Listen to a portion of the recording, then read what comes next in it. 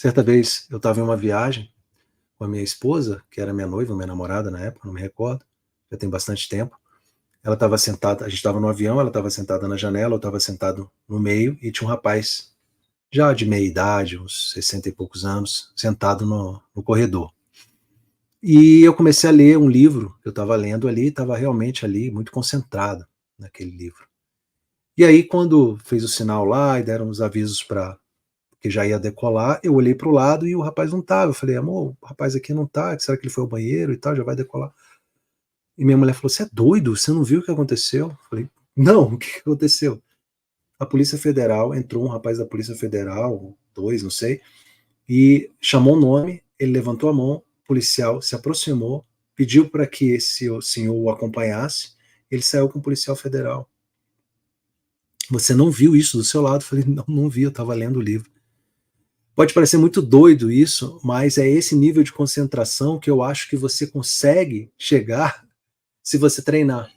Porque eu não sou um cara muito concentrado para algumas coisas. Por exemplo, eu tenho uma dificuldade muito grande para assistir aula, assistir videoaula, essas coisas. Até audiobook, que eu comprei até um aplicativo para ouvir audiobook, gostava e tal, tenho uma dificuldade de me concentrar. Mas quando eu vou ler, eu tenho uma capacidade de concentração, porque eu desenvolvi algumas estratégias que me ajudam a ter uma concentração realmente acima da média. E se você treinar, em pouco tempo você pode adquirir isso também, e é isso que eu vou te ensinar nesse vídeo aqui. Então, rapidamente aqui, de forma objetiva, a primeira estratégia que eu apliquei, já venho aplicando há muitos anos, e que me ajuda muito, e claro que isso depende de você fazer isso ao longo de um tempo, mas você vai sentir os resultados e você vai conseguir colher os frutos. Na verdade, eu aprendi essa estratégia em um livro que era de um padre que ensinava como estudar a Bíblia para seminaristas. Eu estava em uma biblioteca uma vez e vi esse livro, comecei a ler. Eu frequentava uma biblioteca da Universidade Católica, né? E lá tinha muitos livros assim. Eu achei interessante aquele livro, comecei a ler. E num determinado trecho do livro ele fala sobre concentração. E ele fala uma coisa muito interessante, que ele fala das etapas da concentração. Nunca tinha visto ninguém falar isso. Eu era muito jovem, mas eu achei aquilo muito interessante. Ele diz o seguinte: a concentração ela tem etapas. A primeira etapa da concentração é a pré-concentração, quando você está se preparando para estudar um material. No caso, como ele explica, estudar a Bíblia, ou estudar, no seu caso, a lei ou a doutrina.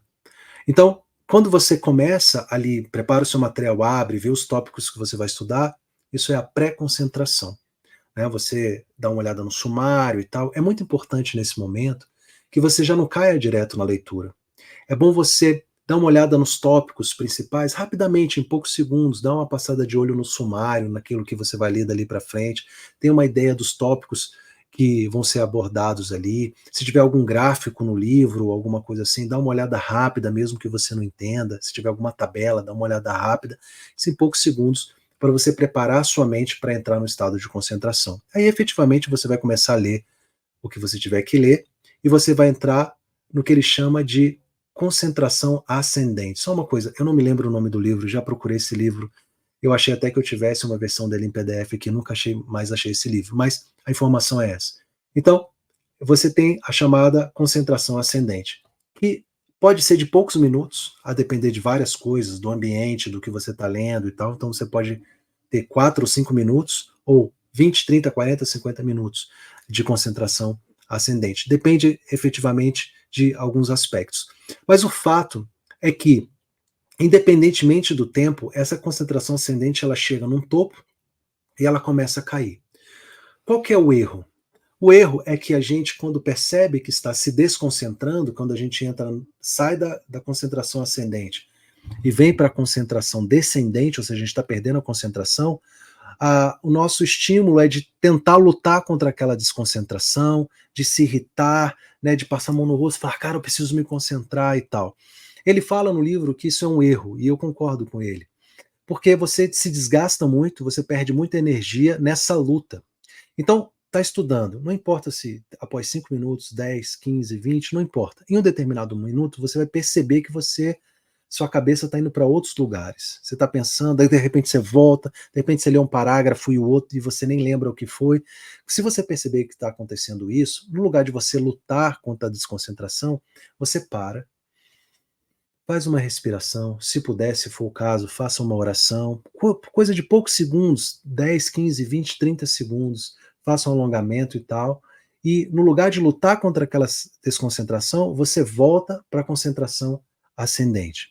Se você fizer isso até um limite de mais ou menos 50 minutos, uma hora, você pode dar uma parada maior, de alguns minutos, talvez 5 minutos, e voltar a estudar. Se você fizer várias quebras assim no seu estudo, você vai sentir que você vai ter mais concentração. Então, pode ser que no início você tenha que fazer isso, esse processo muitas vezes, mas você vai ganhando resistência. É como se você estivesse fazendo uma atividade física, sabe? Você vai ganhando resistência. No início você só corre 1 quilômetro, depois você começa a correr 5 e por aí vai. Então, preste muita atenção. Não lute contra a desconcentração. Pare, não saia do lugar, não pegue o celular, não faça nada. Fique no lugar, faça a respiração, faça uma oração, faça uma mentalização de até no máximo 30 segundos e volte a estudar. Você vai sentir uma melhora muito grande. Uma segunda coisa que me ajuda muito em relação à concentração, eu não uso cronômetro, porque eu tenho. Me deixa ansioso, sabe? Timer e tal, eu vou botar tantos minutos e tal.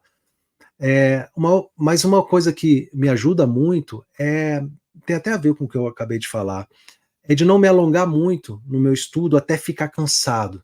Ou seja, eu não espero ficar cansado para parar. Então eu tento colocar ali blocos de 55 minutos, que é o que eu consigo manter uma concentração máxima. Mesmo que eu ainda tenha alguma concentração, eu tendo a parar após 50 ou 55 minutos. Algumas pessoas gostam de utilizar a técnica Pomodoro de 25 minutos, mas eu acho muito pouco. Eu particularmente acho muito pouco você estudar 25 minutos e parar. Eu acho 50, 55 minutos, para mim, é o que funciona. E justamente porque eu fui ganhando resistência, eu consegui aumentar esse tempo. Eu conseguiria ficar 2, 3 horas, assim, mas aí depois eu ia ficar muito cansado.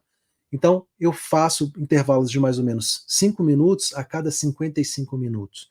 E se eu for estudar mais tempo do que isso, aí eu posso fazer uma pausa maior depois de 3 horas, por exemplo. Então, isso é um Pomodoro modificado, vamos dizer, que eu não coloco um tempo de 25 minutos, mas eu coloco o tempo que é real para mim. Uma outra coisa que me ajuda muito em manter a concentração é que eu nunca faço uma leitura passiva do que eu estou estudando. Porque com código, vou pegar aqui, nem pensei, sim, mas deixa eu pegar aqui qualquer artigo.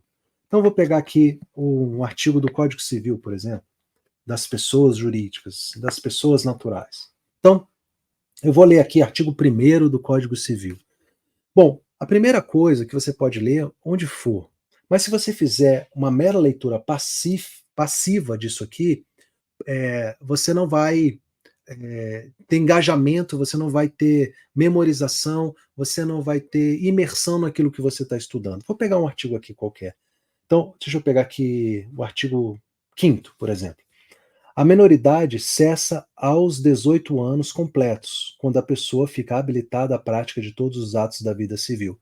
Então, eu faço uma pergunta mental, rapidamente, para que o artigo seja a resposta. E essa pergunta é sempre uma pergunta, é, o porquê, como, quando, onde. Eu evito fazer só pergunta de sim ou não. Então, por exemplo, aqui, né? Ele está dizendo que a menoridade cessa aos 18 anos. Uma pergunta rápida e mental. Não precisa nem escrever isso, é mental, é rápido. Quando é que cessa a menoridade? Aos 18 anos. Claro que isso é uma coisa muito óbvia, né? Mas, enfim. Aí no parágrafo único ele diz: cessará para os menores a incapacidade. Pela concessão dos pais, ou de um deles, na falta do outro, mediante instrumento público, independentemente de homologação judicial ou por sentença do juiz, ouvido o tutor, se o menor tiver 16 anos completos. Olha nesse inciso 1 do parágrafo único do artigo 5º do Código Civil, quantas informações. Se eu simplesmente ler, como eu li aqui para vocês, se vocês vão ver que meu Código Civil está todo marcado, não sei se vocês vão conseguir ver, porque eu estou sempre com a caneta e estou fazendo perguntas mentais. Então, aqui dentro desse inciso 1, ele está dizendo, cessará para os menores a incapacidade pela concessão dos pais ou de um deles na falta do outro. Então, qual é uma das formas de cessar a menoridade? Pela concessão dos pais. E se tiver a falta de um dos pais? ou se tiver a negativa de um dos pais. Primeiro tem a informação, né, mediante instrumento público. Eu preciso de decisão judicial nesse caso? Não, basta um instrumento público. Pode ser instrumento particular? Não, instrumento público. Eu começo a dialogar comigo mesmo, igual um maluco mesmo, mas isso na minha cabeça. Se você quiser fazer isso em voz alta, se você estiver num lugar que você possa fazer isso, melhor. Independentemente de homologação judicial. Precisa de homologação judicial? Não. O que precisa? Precisa de instrumento público. Pode ser particular? Não, tem que ser instrumento público. Olha como vai ficando rico essa leitura, rica, né, essa leitura. Ou por sentença do juiz, ouvido o tutor, se o menor tiver 16 anos completos. Então, pela concessão dos pais, ou de um deles na falta do outro mediante instrumento público, independente de homologação judicial, ou por sentença do juiz, ouvido o tutor, se o menor tivesse 16 anos completos. Então, se o menor tiver 16 anos completos, é possível ele conseguir a emancipação? Sim, por decisão do juiz. E o que precisa? Precisa ouvir o tutor. Enfim, direito civil não é meu forte não, tá, pessoal? Eu podia ter dado um exemplo aqui com direito penal que ia me sair melhor. Mas assim, aí eu passei, claro que, Luciano, mas vai ficar lento o estudo. Sim, mas o estudo fica muito mais profundo. Quando eu passar o olho nesse inciso de novo, nessas informações, já vem assim. Não existe nada rápido, não existe fórmula mágica, não. Agora, se você faz uma mera leitura passiva, daqui a pouco você está. O juiz vai homologar, e daqui a pouco você está dormindo. Então, esse estudo dialogado, para mim, é muito poderoso, ele é muito importante. Eu faço isso com tudo, quando eu estou lendo o material, quando eu estou assistindo. Eu não assisto muitas aulas, né? Assim, o professor não gosta de assistir aula, já percebeu? Mas quando eu estou lendo o material doutrinário, posso pegar aqui, por exemplo, vou pegar aqui um material aqui de direito constitucional, um resumo, tá? Então ele está falando assim, ó, deixa eu pegar aqui, um ponto qualquer aqui. Deixa eu ver se eu consigo dar um bom exemplo. O direito de nacionalidade. Ele está dizendo assim, o direito de nacionalidade foi previsto no texto tal, tal, tal. Ele vai falando, né? A ideia é que a nacionalidade nada mais é do que o vínculo de natureza jurídica e política que liga o indivíduo a determinado Estado soberano. Qual é o vínculo que liga a pessoa ao Estado soberano? É a nacionalidade. Qual é a natureza jurídica dela? A natureza política, a natureza jurídica. Então eu vou questionando, eu vou dialogando com isso aqui. Aí ele vai dizendo várias coisas. O povo é o conjunto de nacionais de um Estado. O que é o povo? Aí, o que é o povo? No lugar de só ler, eu vou fazendo perguntas. Lúcio, eu preciso escrever essas perguntas? Não faça isso. Porque se você começar a escrever, você vai perder muito tempo, tá? Se você puder, tiver esse texto impresso, jogar no chat GPT para ele criar as perguntas, tudo bem, tá? Então, quando você faz essa leitura dialogada, ela é um pouco mais lenta, mas ela é muito mais poderosa, ela é muito mais profunda e gera muito mais memorização. Por isso que você não pode pegar um material desse tamanho aqui. Se você escolher um material desse tamanho, aí você nunca vai terminar.